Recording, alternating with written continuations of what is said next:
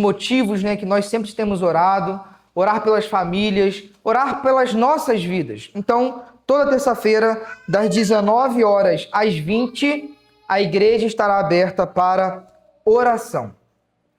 Se os irmãos não puderem vir, escrever lá no grupo, por favor, orem por tal motivo. Faça isso, que a igreja estará orando, tá bom? Na quinta-feira, o nosso culto de estudo e de oração. E no domingo de manhã, EBD. E à noite, nosso culto de adoração. Queridos, dia 30, vai cair num sábado, dia 30, a irmã Arlete, que mora embaixo da casa da irmã Nilma, pediu um culto da igreja lá, para a igreja toda participar. Ela é da Assembleia de Deus, mas nós temos acompanhado a situação dela. A igreja tem sido bem presente em oração, em assistência. A irmã Nilma mora, né, em cima da casa dela, o pastor Mário mora ali do ladinho, tem acompanhado e a igreja tem dado assistência. Ela vai se mudar, vai para Macaé, correto, irmã Nilma? Ela vai para Macaé e por isso ela quer que a igreja dê um culto lá na casa dela. A irmã, ela é bem simples. Nós pedimos para que os irmãos que vão, leve algo para a gente poder comer com ela, beber, celebrar a vida dela. É uma família que tem passado por um grande problema de saúde, financeiro, mas o Senhor tem dado bênção sobre bênção. Ela quer agradecer isso com a nossa igreja. Então os irmãos estão convidados, aqueles que puderem, levem algo para a gente confraternizar com a irmã Arlete, que estará indo para Macaé. Tá bom, meus irmãos? Sábado, às 15 horas, se Deus permitir, eu estarei relembrando os irmãos no grupo da igreja. Nós temos a irmã Simone, né? Do Vinhateiro, ali do pastor Cledivaldo, da PIB ali do Vinhateiro. Está morando aqui, correto? Está morando aqui no Baixo Grande. Já veio aqui uma vez, está retornando. Sinta-se à vontade, tá bom, minha irmã? Que Deus te sustente e te guie. A igreja fica feliz com a tua presença. Bom, esses são os recados. Vamos para o sermão de hoje à noite. Será a continuação do sermão de domingo passado. Não consegui concluir, então nós vamos concluir e então depois celebrar a ceia do Senhor. Colossenses capítulo 1, faremos a leitura do versículo 3, 4 e 5. Colossenses capítulo 1, versículos 3, 4 e 5.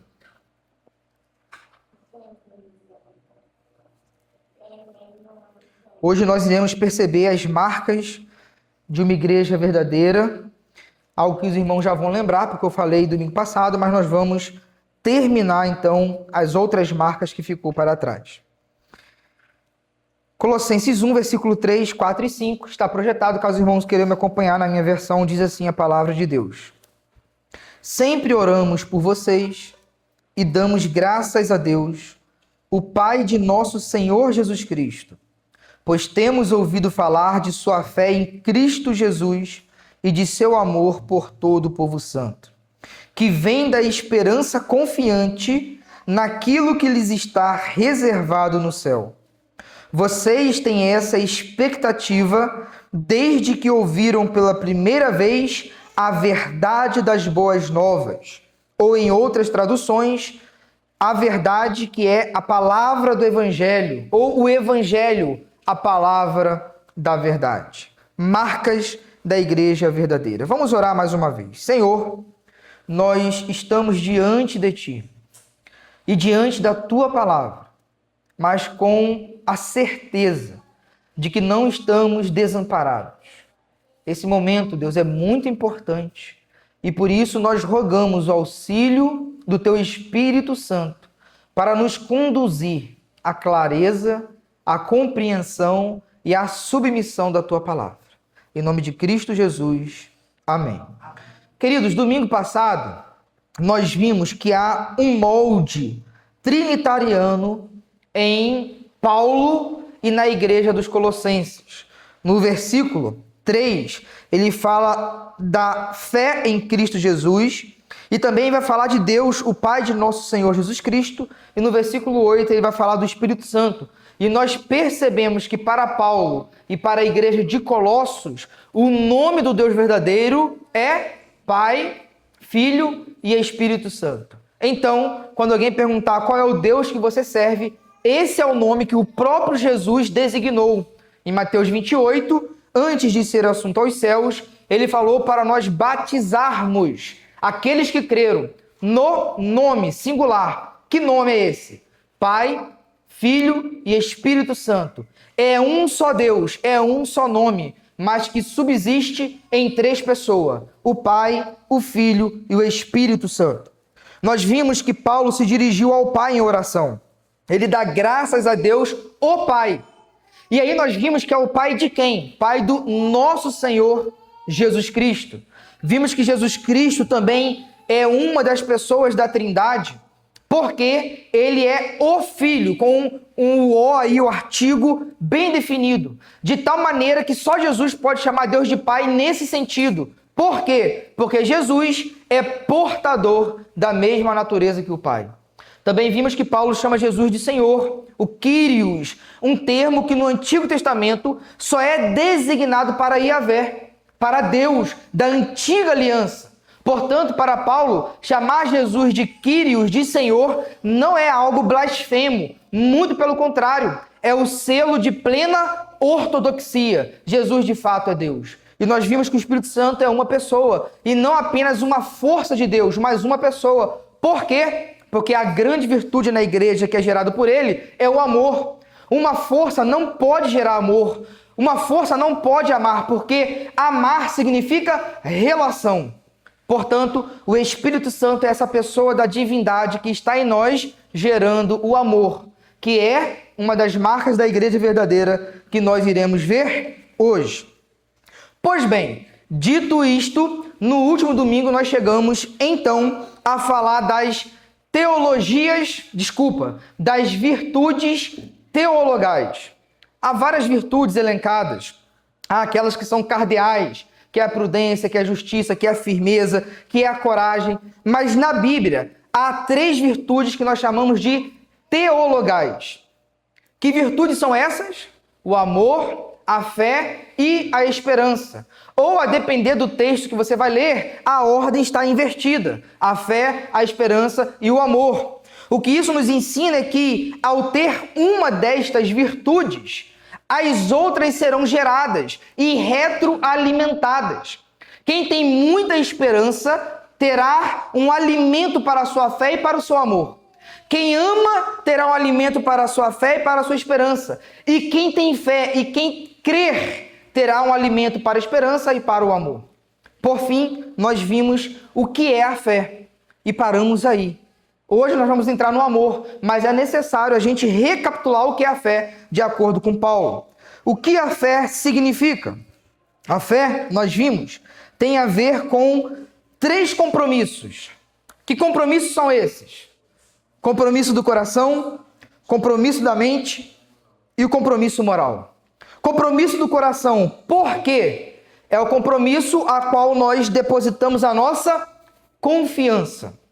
Nós vimos que Jesus é o nosso sábado, é o nosso descanso, em quem nós repousamos, em quem nós confiamos para ser salvos, em Cristo Jesus.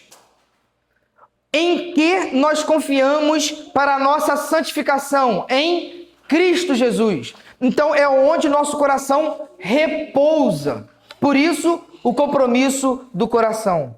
Mas a fé é o compromisso da mente. E o que isso significa? A fé, como compromisso da mente, significa o que significa Jesus. Quem é Jesus? Para alguns, Jesus é um revolucionário. Para outros, é um sábio. Para outros, é apenas um religioso. Para outros, uma figura histórica. Mas para a igreja, ele é o Deus encarnado. Ter uma confiança em Jesus, no Jesus errado, é uma confiança errada. Por isso, é necessário não apenas dizer que crê em Jesus, mas em que Jesus nós cremos. E Colossenses, capítulo 1, versículo 15 em diante, vai falar os conceitos que abarcam a pessoa de Jesus. Nós vamos ver que Jesus é Deus, é o Senhor cósmico, é o Salvador de toda a criação, é aquele pelo qual todas as coisas vieram a ser criadas. Ou seja, Paulo vai conceituar o objeto da nossa fé. Qual é o objeto da nossa fé? Cristo Jesus. Não deposite sua fé no pastor, na igreja, deposite sua fé em Jesus. E tendo confiança em Jesus e sabendo quem ele é conceitualmente, aí nós vamos ter o outro aspecto da fé, que é o compromisso moral, o compromisso ético. Porque fé sem fidelidade é um simulacro. Não existe fé sem se apegar, sem se agarrar. Tanto é que esse termo é inúmeras vezes intercambiável no Novo Testamento. Fé e fidelidade. Aquele que tem fé é fiel. Aquele que é fiel tem fé. Por quê, meus irmãos? Porque a partir do momento que eu confio em Cristo Jesus e sei quem ele é, eu automaticamente vou ter um compromisso de vida. Portanto, a fé é um compromisso do coração, um compromisso da mente e um compromisso moral. Nós encerramos o sermão passado neste ponto. Agora, quero te convidar novamente a ler o versículo 4 de Colossenses, capítulo 1. Diz assim a palavra de Deus: pois temos ouvido falar de sua fé em Cristo Jesus e de seu amor por todo o povo santo. Queridos, as virtudes teologais, fé, amor e esperança. Observe que do versículo 3 até o versículo 14, Paulo está orando numa ação de graça. E por que ele está orando numa ação de graça? Porque ele ouviu o testemunho daquela igreja. Epáfras, que era o pastor daquela igreja, chegou para Paulo e falou: olha, lá há evidências de verdadeira salvação. Por quê? Porque lá o pessoal tem fé em Cristo Jesus. Lá o pessoal manifesta amor. E lá eles têm esperança. E nós passeamos domingo passado em vários textos do Novo Testamento que há uma expectativa apostólica de que em toda igreja verdadeira essas virtudes se manifestam. Ou seja, se nós queremos medir a nossa igreja, a Igreja Batista no Baixo Grande, como nós devemos medir? Se nela estão presentes as virtudes teologais, quais sejam a fé, a esperança e o amor. E se ela tem essas virtudes, deve gerar aquilo que gerou no coração de Paulo: gratidão. Por isso nós devemos orar: Senhor, obrigado por essa igreja que tem verdadeiras marcas do sangue de Cristo Jesus aplicado no coração e no seio dela. Por isso Paulo está irradiante, está cheio de gratidão, porque ele está diante de um relato bonito. Portanto, quando a gente sai da nossa igreja, as pessoas perguntam: como é a igreja que você congrega? Às vezes é triste o testemunho que a gente ouve. Poxa, e aí começa a abrir os parênteses de vários adjetivos horríveis. Mas eu quero trazer um exercício de autorreflexão. Se nós fôssemos indagados, interpelados, interrogados, a partir de hoje, quando nós saímos dessa igreja, como é a igreja que você congrega? Será que nós poderíamos pontuar isso? Que Epáfras pontuou da igreja de Colossos? Sim, meus irmãos. É porque a igreja está caminhando como de fato deve caminhar. Pois bem, Paulo então se alegrou porque a igreja tem fé em Cristo Jesus e de seu amor por todo o povo santo. Vejamos agora então o que é o amor de acordo com as Escrituras. Porque essa palavra tem sofrido várias ressignificações. E não apenas no mundo, inclusive na igreja. O que é o amor? Queridos, é importante nós pontuarmos algo antes de nós conceituarmos o que é o amor. Paulo fala aqui o amor por todo o povo santo, porque o povo de Colossos não fazia acepção de pessoas. O apóstolo Tiago, o irmão de Cristo Jesus, quando escreveu a sua carta, ele repreendeu a igreja. Por quê, meus irmãos? Porque aquela igreja tinha uma acepção de pessoas. Os ricos chegavam e eram privilegiados. Talvez, se fosse na segregação racial, Tiago iria escrever assim: porque os brancos chegam e sentam na frente, os pretos chegam e sentam atrás. Ou se fosse no racismo inverso, porque os pretos chegam na frente e os brancos chegam atrás. O que acontece é que onde há o amor verdadeiro, que é o amor de Cristo Jesus, não há acepção de pessoas, independente da raça, independente do sexo, independente da classe social, independente de onde veio, independente de qualquer coisa. Se a pessoa creu em Cristo Jesus, há nessa pessoa algo incomum que é maior do que qualquer outra coisa que me distancia dela. Porque o que está nela é maior do que o mundo todo também está em mim. E Cristo Jesus é o ponto central que unifica a igreja. Nós não estamos reunidos aqui esta noite em nome de um partido político, em nome de uma ideologia, em nome de uma filosofia. Nós estamos reunidos em Cristo Jesus. Nós orbitamos em Cristo Jesus. E Paulo está evidenciando que a igreja de Colossos ama os seus irmãos, ama sem reservas. E certamente esse amor irradiava não apenas para a igreja local, mas para todos os santos. Ou seja, dentro do que era possível aquela igreja, eles amavam o povo de Deus. E aqui nós aprendemos também que a igreja deve amar todos. Todavia, no exercício do amor, que é um amor sem acepção, quando nós tivermos que escolher alguém para amar por causa de limitações de recurso, quem nós devemos amar primeiro? O povo santo. O povo santo. É evidente que a igreja que ama e pode irá amar todos. Mas a igreja que ama às vezes não pode servir todos. E nós precisamos canalizar esse amor ao povo santo, ou seja, aqueles que estão em Cristo Jesus. Dito isto, vamos perceber o que é o amor de acordo com a Bíblia. Porque é importante, não é verdade? Se a gente fala assim, ame, ou o povo de Colossos amavam a todos, mas o que é o amor? Então é necessário, sobretudo, no momento em que nós vivemos. Primeiro, o amor é uma capacitação divina. Primeiro, o amor é uma capacitação divina. Em Gálatas, capítulo 5, versículo 22, Paulo vai falar do fruto do Espírito. E lá tem alguns gominhos. Esse fruto do Espírito não é outra coisa senão a encarnação de Cristo em nós. A imitação de Cristo, o reflexo do caráter de Cristo em nós. E em Romanos é um texto fundamental para nós entendermos que o amor é uma capacitação divina. Romanos capítulo 5, versículo 5, Paulo disse o seguinte: e essa esperança não nos decepcionará, pois sabemos quanto Deus nos ama, uma vez que Ele nos deu o Espírito Santo para nos encher o coração com o seu amor. Por isso, há comandos nas Escrituras para nós amarmos pessoas que, humanamente falando, seria impossível de amarmos. Mas Deus manda e, ao mesmo tempo, provê uma capacitação. Porque amar é um verbo possível para aquele que está em Cristo e para aquele que teve o seu coração cheio do Espírito Santo. Por isso, nós entendemos que o amor é uma capacitação divina.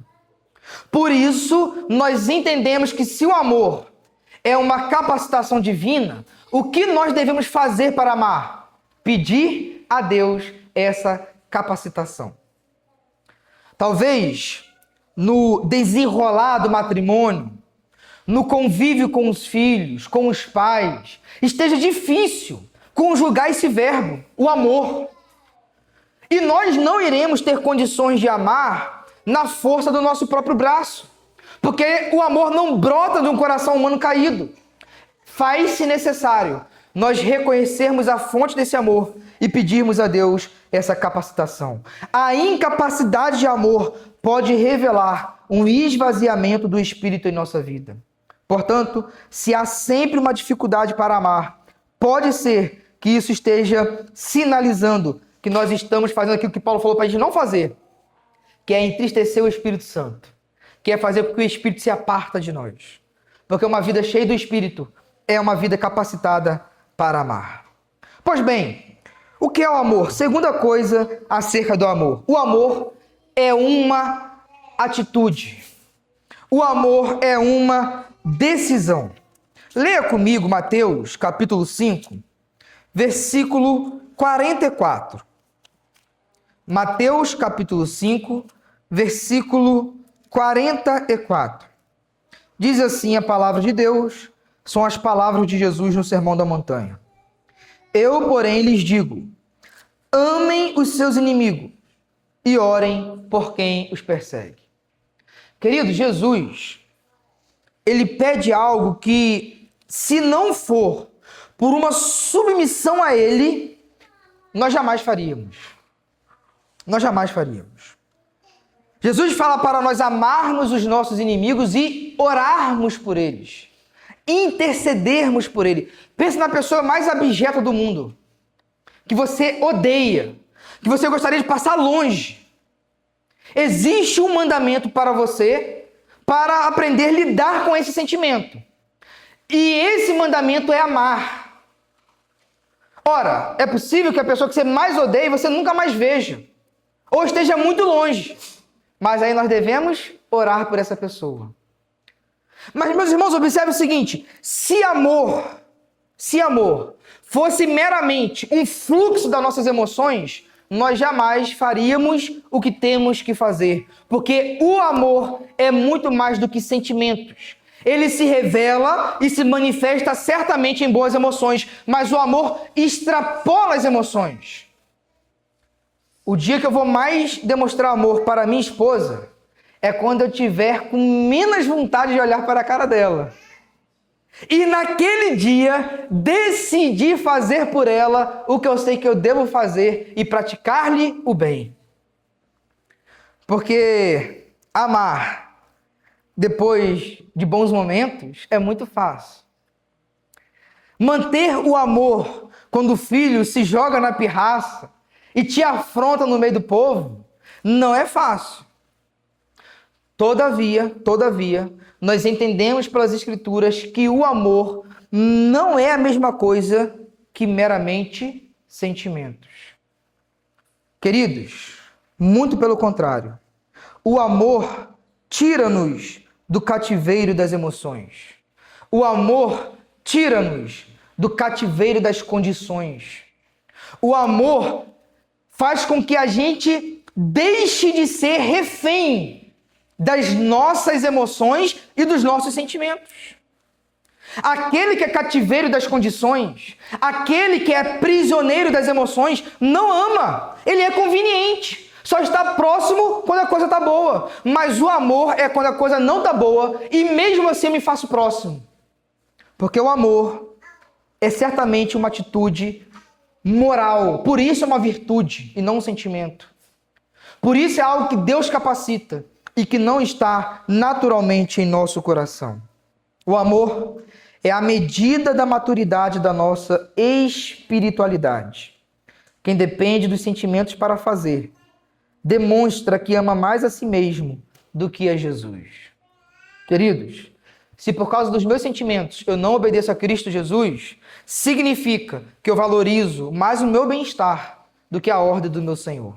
Nós precisamos entender que o amor tem a ver mais com uma decisão disciplinada em submissão a Jesus Cristo do que favorecimento das nossas emoções. Terceiro, o amor é uma evidência da vida cheia do Espírito Santo. Ora, se o amor é uma capacitação do Espírito Santo, logo, uma pessoa cheia do Espírito Santo vai amar. Observe o versículo 8 do capítulo 1 de Colossenses. Ele quem? Epáfras. Epáfras está lá conversando com Paulo. E olha só o que Epáfras vai cochichar para Paulo. Ele, Epáfras, nos contou do amor que o Espírito lhes tem dado. Ou a depender da condição aí do grego, o amor que o Espírito lhe tem inspirado. Queridos, qual é a evidência de uma igreja cheia do Espírito Santo? Será que é aquela que emite muitos sonhos? Será que é aquela que fazem muitas coisas acontecer no ambiente litúrgico? Onde tem uma igreja cheia do Espírito Santo? Onde tem uma família cheia do Espírito Santo? Uma igreja e uma família que aprendeu a se submeter a essa virtude, que é o amor. Eu acho que eu já li esse texto, mas quero reler com os irmãos em Atos. Capítulo 6, vai falar do Estevão, que é o primeiro mártir que nós temos ciência da fé cristã. Atos, capítulo 6, versículo 5, fala de uma característica de Estevão. A ideia agradou a todos e escolheram Estevão, homem cheio de fé e do Espírito Santo. Queridos, Já foi dito sobre John Bunyan, o autor de O Peregrino. Já recomendei e sempre vou recomendar, leia esse livro. Leia esse livro. Já foi dito que se alguém o furasse, sairia não sangue, mas letras da Bíblia. Tão encharcado da Bíblia que aquele homem era. E ele foi preso pela sua fé, viveu maus tratos, mas nunca negou a sua fé. Ele era um homem cheio do Espírito Santo. Nos momentos difíceis, quando nós vamos reagir, nós mostramos de fato quem nós somos. Porque o agir pode ser maquinado, calculado, mas o reagir demonstra muito do nosso ímpeto e da força e do princípio que está operando em nosso coração. Então, às vezes, eu tenho um susto comigo mesmo quando eu estou dirigindo. Meu Deus, eu ainda estou nesse... Tomo um susto porque quando eu reajo, eu falo assim, meu Deus, como eu preciso mais ser cheio do Espírito Santo. Quando nós somos afrontados, quando a coisa está dando errado. E olha o que Estevão, cheio do Espírito Santo, fez em Atos capítulo 7. Atos capítulo 7, versículo 59 e 60. Enquanto atiravam as pedras, Estevão orou. O que Estevão orou? Fulmina os meus inimigos? Senhor Jesus, receba o meu espírito. Então caiu de joelhos e gritou, Senhor, não os culpes por este pecado. E com isso adormeceu. Com isso morreu. Um homem cheio do Espírito sendo apedrejado orou pelos seus inimigos. Por isso que ser cheio do Espírito é ser cada vez mais parecido com Jesus. Porque quem orou quando estava morrendo pelos seus inimigos foi Jesus Cristo. Quando pediu para o Pai perdoar-lhes, porque eles não sabiam o que eles estavam fazendo. Portanto, o amor é uma capacitação do Espírito Santo, o amor é uma atitude, o amor é uma evidência de uma vida cheia do Espírito. Mas há mais. O que é o amor? Amor é a marca dos que amam a Deus. Marca dos que amam a Deus. 1 João 4,8 fala que Deus é amor. E aquele que não ama não o conhece. Portanto, quem o ama o conhece. Jesus falou em João capítulo 13, versículo 35 o seguinte: deste modo, todos saberão que são meus discípulos. Qual é a marca? Como todos saberão que nós somos discípulos de Jesus? Se vocês amarem uns aos outros. João escreveu Apocalipse capítulo 2, versículo 2, 3 e 4 e falou de uma igreja que era boa em doutrina. Graças a Deus é algo que nós prezamos por isso. Mas doutrina não é tudo. Doutrina é fundamental. Mas a igreja de Éfeso foi uma igreja que Paulo discipulou alguns, teve um trabalho missionário. Todos aqui lembram que ele ficou lá 3 anos. E foi nesse período que Epáfras foi lá, conheceu Paulo e Epáfras voltou para Colossos, lá fundou a igreja de Colossos. Paulo está lá em Éfeso. Paulo foi e saiu de Éfeso. E quem foi pastorear Éfeso? Timóteo. Depois de Timóteo, quem foi pastorear Éfeso? O apóstolo João. Gente, a gente está falando aqui de Juninho e quem vai sucedê-lo um dia. A gente está falando de Paulo, Timóteo e João. E aí a carta que a igreja de Éfeso recebeu de Jesus foi o seguinte: olha, vocês são bons na doutrina. Vocês não deixam os falsos apóstolos, falsos profetas terem voz aí. Mas tem algo contra ti. Vocês perderam o primeiro amor. Amaram mais a doutrina do que Jesus Cristo. É possível isso, meus irmãos? Quando a doutrina se torna uma letra fria.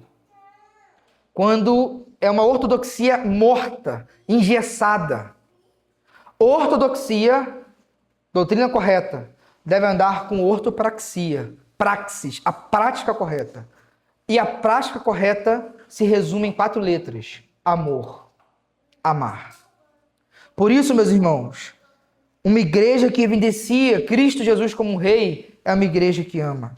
Mas o amor é o meio mais excelente de cumprirmos a lei de Deus. E aqui está a 5ª marca do amor. O amor é o meio mais excelente de cumprirmos a lei de Deus. Às vezes nós perguntamos, o que Deus quer que eu faça? Ame. O irmão Kleber hoje no EBD, excelente EBD, disse o seguinte: nós devemos saber o suficiente hoje para que, se houvesse uma perseguição, as Bíblias fossem raptadas de nossas mãos e a igreja fechada, nós deveríamos saber o suficiente para cumprir aquilo que Deus quer de nós. Por que isso é possível, meus irmãos? Apesar de tantas leis que tem, Porque existe um mandamento que cumpre todas essas leis. Que mandamento é esse? O amor. Gálatas 5,14 diz o seguinte: pois toda lei pode ser resumida neste único mandamento. Que mandamento é esse? Ame o seu próximo como a si mesmo. Romanos 13, versículo 8, 9 e 10. Já que a Samira está ali metendo bala, sendo rápido, esse texto eu quero que a igreja leia comigo. É um texto muito precioso. Romanos 13, versículo 8, 9 e 10. Leia a igreja comigo, vamos lá. Não devam nada a ninguém, a não ser o amor de uns pelos outros. Quem ama o seu próximo cumpre os requisitos da lei de Deus. Versículo 9. Pois os mandamentos dizem: não cometa adultério, não mate, não roube, não cobice. Esses e outros mandamentos semelhantes se resumem num só: ame o seu próximo como a si mesmo. Versículo 10. O amor não faz o mal ao próximo. Portanto, o amor cumpre todas as exigências da lei de Deus. Queridos, por isso que eu estou falando que se domingo passado eu bati muito nessa tecla. Duas coisas nós precisamos saber. Qual é o nome do nosso Deus? Pai, Filho e Espírito Santo. O que Deus requer de você? Amor, fé e esperança. É evidente, porque a Bíblia se resume nisso. A Bíblia se resume em revelar o Deus Trindade, Pai, Filho e Espírito Santo. E se resume em revelar aquilo que nós devemos cultuar, aquilo que nós devemos ofertar para Ele. Fé, amor e esperança. É evidente, porque o amor cumpre todas as leis. Para não ficar nesses textos, Jesus, em Mateus 22, quando foi indagado, mestre, qual é o maior dos mandamentos? Jesus falou que o amor resume todos os mandamentos. Amar a Deus e o próximo como a ti mesmo. O amor, portanto, agora que é importante, sobretudo para a época que nós vivemos. Se o amor cumpre as exigências da lei, o amor, portanto, não é ausência de lei. Entenderam, meus irmãos? Se o amor cumpre todas as exigências da lei de Deus, que é uma lei santa, portanto, para a Bíblia, para Jesus, para Paulo, o amor não é ausência de lei, mas a concretização dela. Não há amor aético, amor amoral, prefixo aí de negação, de não moral. O amor tem um conteúdo ético. Portanto, o amor não é um termo elástico e vago que justifica tudo e qualquer coisa. Muitos, ao advogarem o seu relacionamento de adultério, o seu relacionamento homoafetivo, fala: aqui tem amor, e onde tem amor, ninguém erra, ninguém peca. Faça amando, que Deus não vai te cobrar. É uma blasfêmia e um absurdo, porque as Escrituras falam que o amor é o resumo de toda a lei santa de Deus. Um dia eu estava numa reunião numa igreja, e era aquela reunião em círculo, e a pessoa que estava dirigindo o culto oportunizou as pessoas para falarem, e uma pessoa levantou a mão e falou assim: mas se o amor é tão importante, por que existe amor proibido? E eu levantei a mão também e falei: se é proibido, por que não é amor? Tá vendo, meus irmãos? C.S. Lewis diz o seguinte: Deus é amor. Mas à medida que a gente transforma o amor em Deus, o amor se torna um demônio. O amor tomando o lugar de Deus. Lógico que não é o amor bíblico. Mas se tem amor, tudo vale. O amor não justifica os nossos atos. O amor transforma as nossas atitudes. O amor é um poder, é um dinamizador, catalisador da ética, da santidade, da benevolência, da ordem, das virtudes. Por isso, eu encerro falando da última característica do amor, que é tão importante.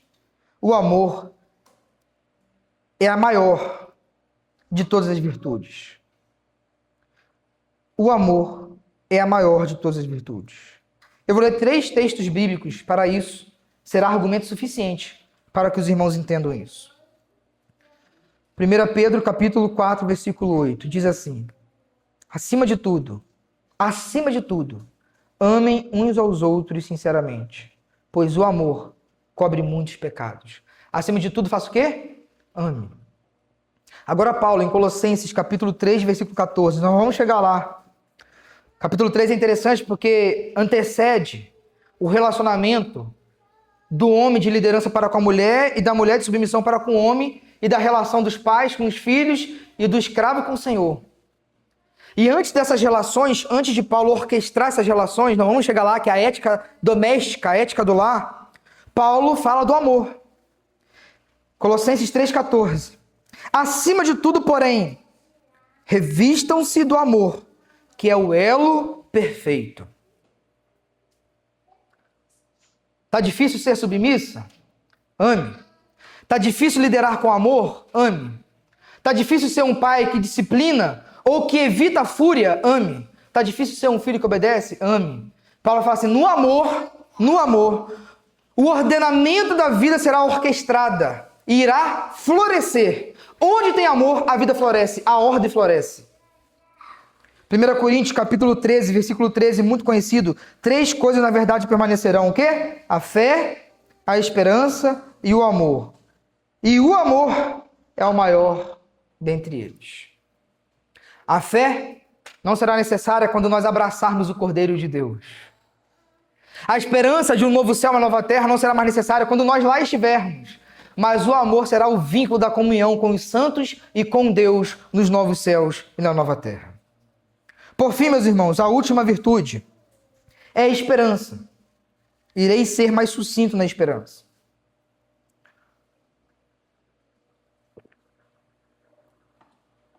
A esperança nós encontramos em Colossenses, capítulo 1, versículo 5. Eu vou ler o 4 e o 5 sucessivamente para ter mais lógica. Pois temos ouvido falar de sua fé em Cristo Jesus e de seu amor por todo o povo santo, que vem da esperança confiante naquilo que lhes está reservado no céu. Paulo fala do amor como fonte da fé e da esperança. E nós já vimos isso, que cada uma das virtudes alimenta uma outra. Cada uma das virtudes alimenta uma outra. Mas aqui, Paulo preferiu dizer que uma esperança viva, uma esperança certa, aquilo que irá acontecer lá, retroalimenta a minha vida aqui, para que aqui eu possa amar como Jesus Cristo nos amou. O que é esperança, meus irmãos? A esperança não é um sentimento que gera na igreja omissão e passividade. Não é o cruzar os braços. Não é passividade, não é monotonia. Para Paulo, a esperança do Colossos gera dinâmica, gera sacrifício, gera amor, gera encontrão, gera saída para evangelismo. A esperança, ela opera um dinamismo na igreja. Por isso, a esperança em Cristo Jesus, e isso aqui é muito importante, deve ter um impacto naquilo que nós somos hoje. E aí, eu afirmo algo. Aquilo que nós seremos, de acordo com a teologia cristã, de acordo com Paulo, deve ser parte tão integrante daquilo que nós somos hoje, tal como o nosso passado nos formou para nós chegarmos naquilo que nós somos hoje. Se eu falar assim, o que você é? Talvez você falaria assim, eu sou a soma das minhas decisões passadas, correto? Está correto. Mas é só isso? Para Paulo, não.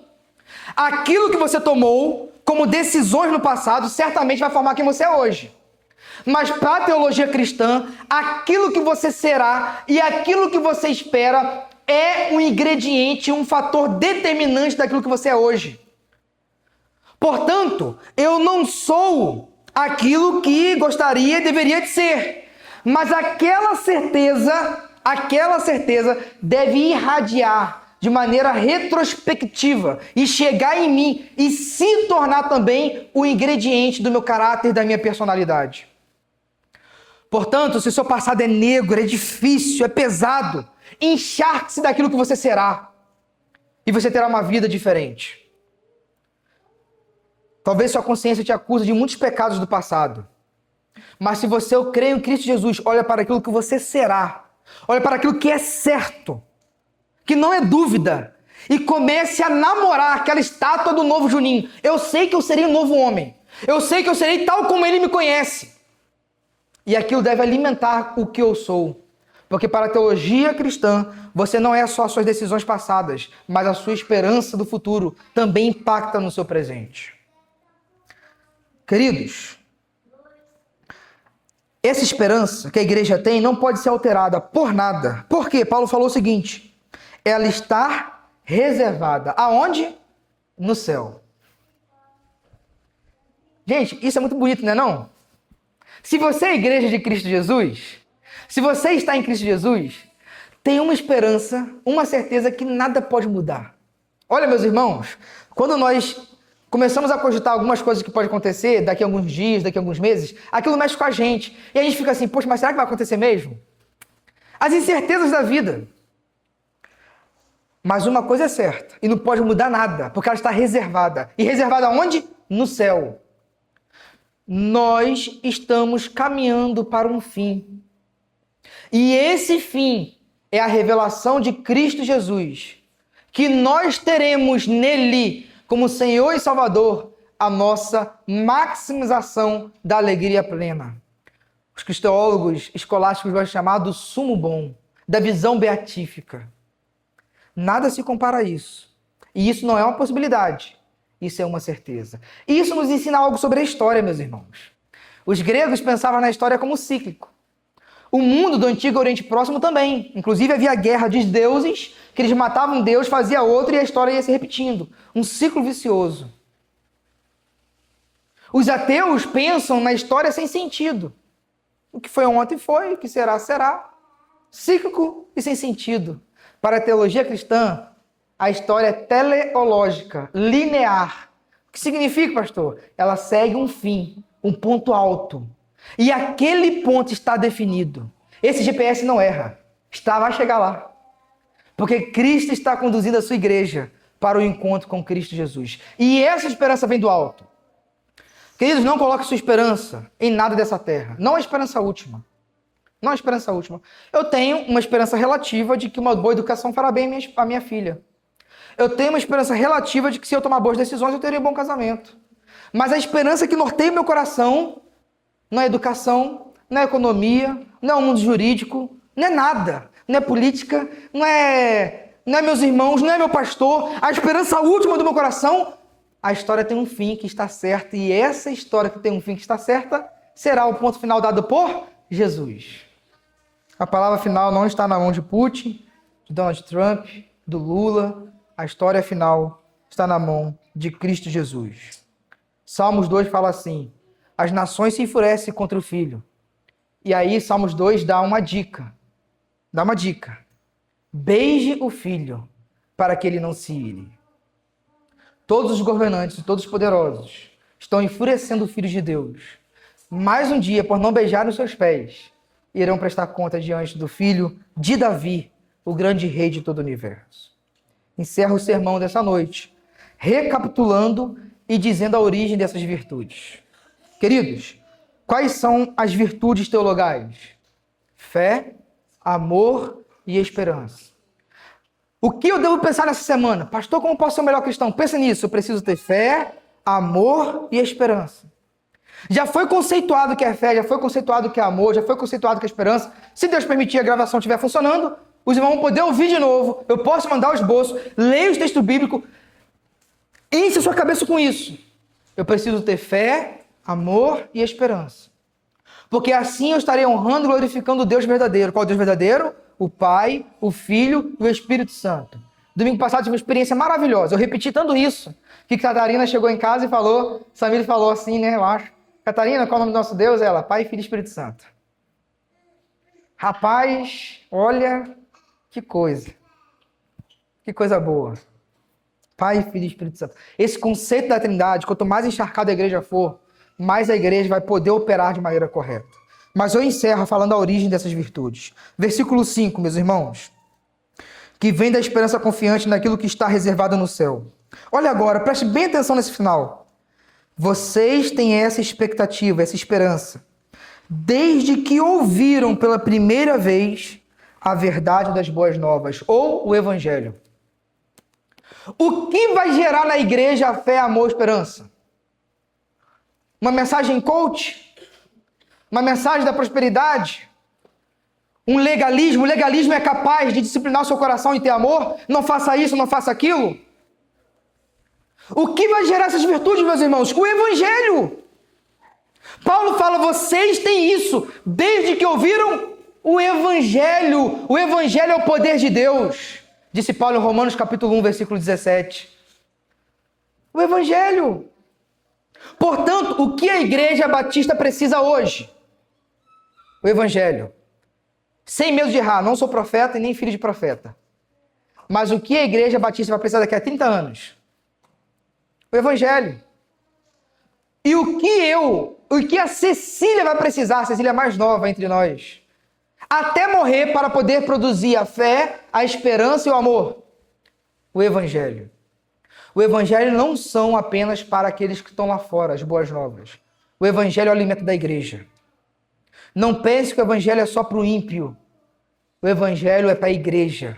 Porque ele é o alimento e o poder para gerar em nós aquilo que nós precisamos para vivermos como sabemos que devemos viver.